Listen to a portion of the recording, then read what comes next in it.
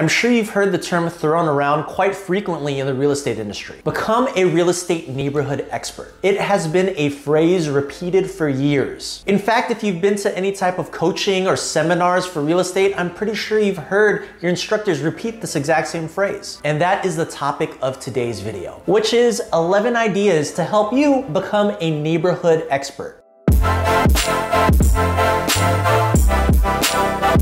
Becoming a neighborhood expert is super beneficial because you then become the go-to person for that particular area. The more people in a community see your brand, the more likely they are to go to you when they have to do some real estate business. While this strategy is known to work, I do have to mention to you that this is a long-term play. So that means that you're gonna have to invest a lot of time and effort to really gain that authority. Now, before I get into these 11 ideas, you know the deal. Make sure you click the like button. You know it helps out the video and the channel. And thank you so much, you're amazing. All right, let's start with idea or concept number 1, which is to focus on areas that you already know. If you're just starting off as a brand new agent, then you should absolutely start off your business farming your own neighborhood. Or better yet, pick a neighborhood that really complements your lifestyle or a place where you spend a lot of time in. That way, when you send information or context about that area, you come off a lot more genuine. Idea number 2 is to be visible. This essentially means attending neighborhood events, going to community meetings, volunteering your time, and hosting functions. It really boils down to engaging with your community. And here is a helpful tip. There is no better way to know your neighborhood than to walk or bike or maybe drive around every so often throughout the day. Over time, you'll start to see patterns of that neighborhood and really kind of understand the vibe. Concept number 3 is to know your local MLS. Knowing your neighborhood essentially means that you have to become a bit of a statistician. Understanding the ins and outs of the housing market is essentially what's gonna make you the expert. So trends that you should probably know or follow are average days on market, average median home price, and maybe what the value of that neighborhood is. You can also use this knowledge as maybe an introductory talking point when trying to connect with builders, appraisers, or maybe mortgage brokers. Idea number 4 is to research future growth in that area. Neighborhoods are always changing or even potentially gentrifying, so it's always a great idea to be on top of what's going on in that community. Is there a brand new builder in the area?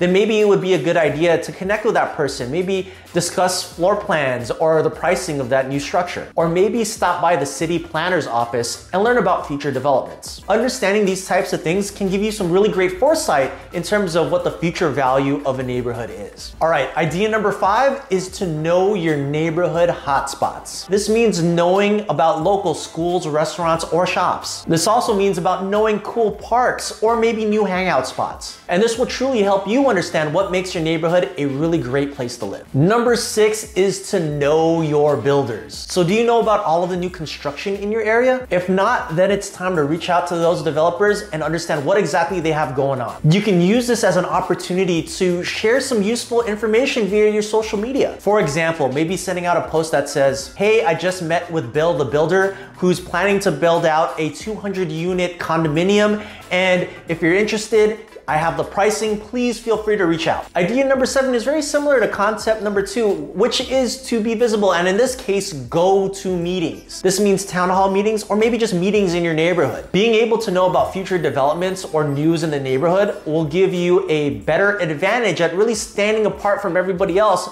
as you engage in these meetings. Idea or concept number 8 is to give more than you can take. The idea here is that if you do not ask, you will receive. But wait a minute, that sounds like a complete contradiction. Well, hold on, let me add some context. If you're too pushy with your agenda, then you're more than likely going to push people away.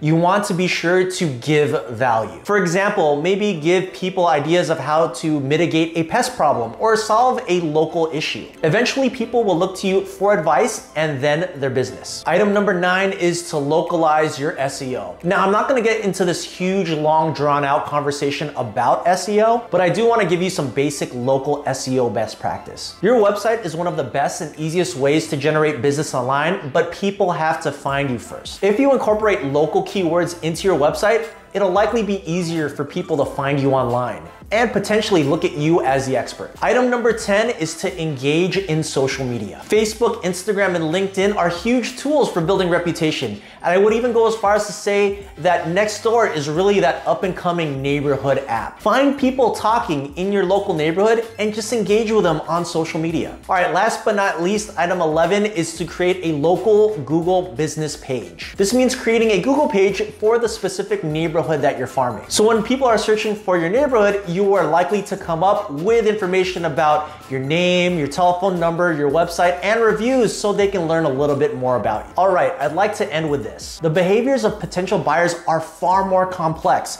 than simply just throwing up an ad and saying that you're gonna list a home. A potential client will invest more time researching a community than they ever will researching an agent. That is why it is so important to specialize in a neighborhood.